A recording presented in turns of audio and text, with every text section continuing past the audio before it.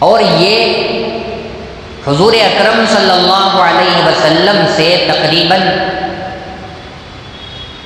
60 اور 70 سال پہلے کا واقعہ ہے کہ ابھی آپ دنیا میں تشریف نہیں لائے تھے، اس وقت یہ واقعہ پیش آیا تھا۔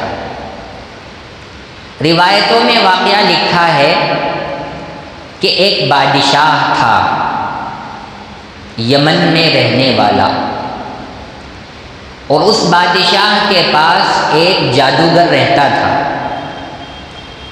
وہ جادوگر شعبدہ بازیاں کرتا تھا اور عجیب میجک کے اور عجیب و غریب نظارے وہ لوگوں کو کرواتا تھا۔ تو لوگ چونکہ اس کے جادو سے حیران ہوتے تھے، اس لیے بادشاہ کو مانتے تھے۔ بہت زیادہ بادشاہ کی عظمت بڑھ گئی، بادشاہ کے ماننے والوں کی تعداد بڑھ گئی۔ اب ہوتے ہوتے ایک زمانہ ایسا آیا کہ یہ جادوگر انتہائی بوڑھا اور کمزور ہو گیا۔ اس نے ایک بار بادشاہ سے کہا کہ بادشاہ سلامت، میں بوڑھا ہو گیا ہوں، چند دنوں میں مر جاؤں گا، میں چاہتا ہوں کہ میرا جادو میں کسی اچھے انسان کو سکھلا دوں تاکہ میرے مر جانے کے بعد میں وہ میرے مقام پر آئے اور میرا کام کرے اور آپ کی بادشاہت چلتی رہے۔ تو بادشاہ نے کہا ٹھیک ہے، میں ایک ذہین و فتین چالاک نوجوان کو تلاش کرتا ہوں۔ اس نے ایک چالاک اور ذہین لڑکے کو تلاشا اور جادوگر کے حوالے کیا، اور اس کو یہ حکم دیا کہ تم روزانہ اس جادوگر کے پاس حاضر ہو اور اس سے جادو سیکھو۔ تو وہ نوجوان بادشاہ کے حکم کے مطابق، اور یہ واقعات صحیح مسلم جو حدیث کی صحیح ترین کتابوں میں ہے، حضرت صہیب رضی اللہ عنہ سے مروی ہے، اور اس واقعے کو رسول اللہ صلی اللہ علیہ وسلم نے بتلایا ہے۔ ایسا نہیں ہے کہ میں کوئی من گھڑت قصہ سنا رہا، باقاعدہ صحیح مسلم میں یہ واقعہ ہے۔ تو اس نوجوان کو بادشاہ نے حکم دیا تھا، بادشاہ کے پاس روزانہ جادوگر کے پاس بادشاہ کے حکم سے روزانہ نوجوان جادو سیکھنے کے لیے آتا تھا۔ تو اب اس نوجوان کے گھر سے جادوگر کے پاس پہنچنے تک کے درمیان میں ایک گھر راہب کا تھا، عیسائیوں کے عالم، جسے ہم لوگ آج کی انگریزی زبان میں بشپ کہتے ہیں، پادری ہوتا ہے، عیسائیوں کا فادر ہوتا ہے۔ تو وہ اس کا گھر رہا کرتا تھا، اور چونکہ حضرت عیسیٰ علیہ السلام حضور اکرم صلی اللہ علیہ وسلم سے پہلے دنیا میں تشریف لائے تھے، اور اس وقت عیسائیت موجود تھی، یعنی کہ اللہ کو ماننے والے اور حضرت عیسیٰ علیہ السلام کو اللہ کا رسول ماننے والے تھے، تو یہ ایمان والے تھے۔ تو جو فادر تھا، عیسائیوں کا جو پادری تھا، وہ تو دین حق کی دعوت دیتا تھا، صحیح راستے کی طرف رہنمائی کرتا تھا۔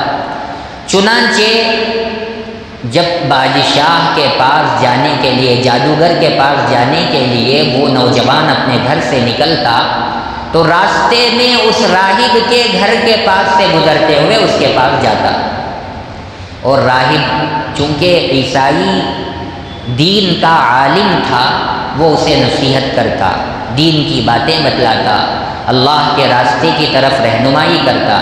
تو اس کی باتیں اس کو بہت پسند آتی تھیں، چونکہ دین حق تھا، اسے پسند آ گیا۔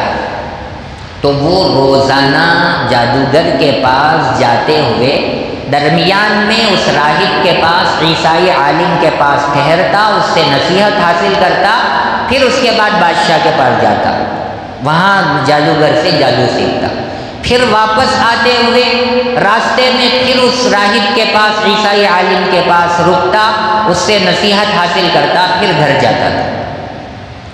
ظاہر سی بات ہے کہ جادوگر کے پاس ایک مرتبہ جاتا تھا اور عیسائی عالم کے پاس 2 مرتبہ دن میں جاتا تھا، تو جادوگر سے زیادہ اس عیسائی عالم کی باتیں اسے اچھی لگنے لگیں۔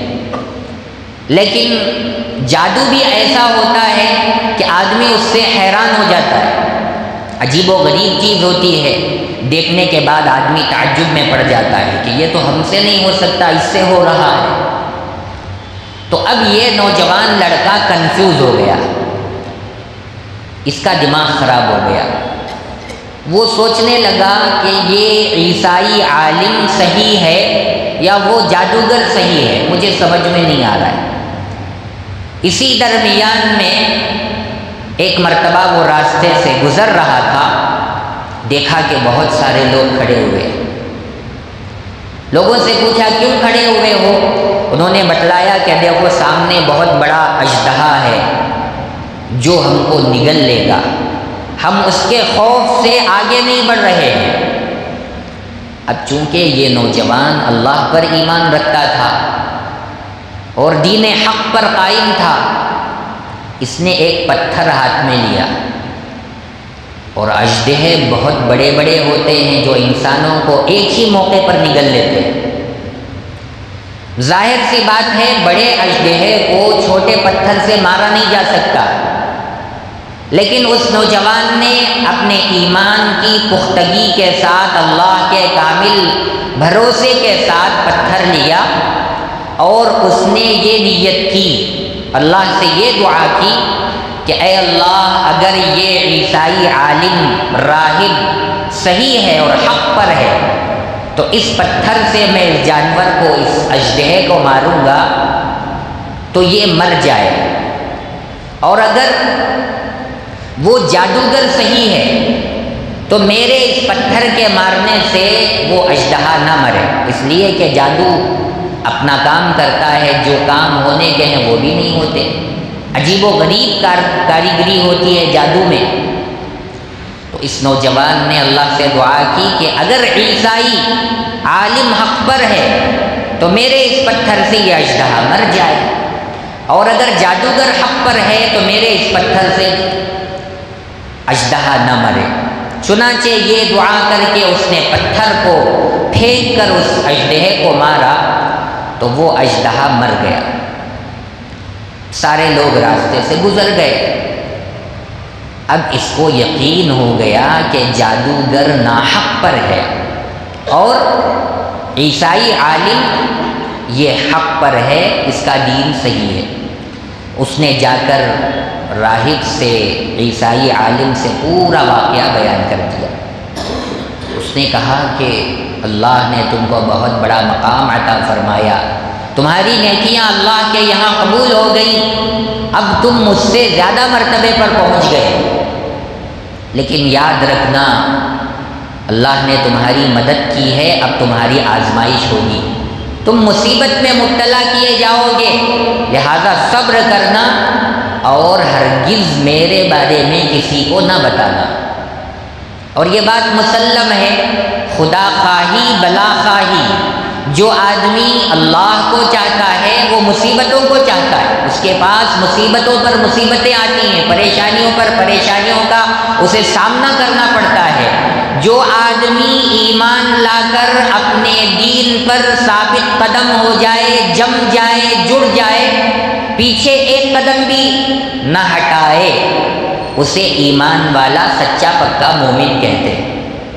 تو پکے ایمان والے کو آزمائشیں نہ آئے یہ امپاسبل ہے، ممکن ہی نہیں ہے۔ تو اب اس پادری نے، اس عیسائی راہب نے کہا کہ تمہارے اوپر آزمائشیں آئیں گی، تم ثابت قدم رہنا، استقامت کے ساتھ جمے رہنا، اور کوئی پوچھے تو میرے بارے میں ہرگز اطلاع نہ دینا۔ چنانچہ اب اس نے پتھر مارا تھا، اس کو لوگوں نے دیکھا تھا کہ ایک چھوٹے سے پتھر سے بہت بڑا اژدہا مر گیا۔ اب اس کے بعد اللہ نے اس کو اور طاقت دی اور پاور دیا۔ وہ مادرزاد اندھے کو، جو ماں کے پیٹ سے اندھا پیدا ہونے والا بچہ ہوتا تھا، جو بڑی عمر والا ہو کر بھی اس کو روشنی نہیں دکھائی دیتی تھی، آنکھیں نہیں دکھتی تھیں، نابینا اور اندھے تھے، ان کی آنکھوں پر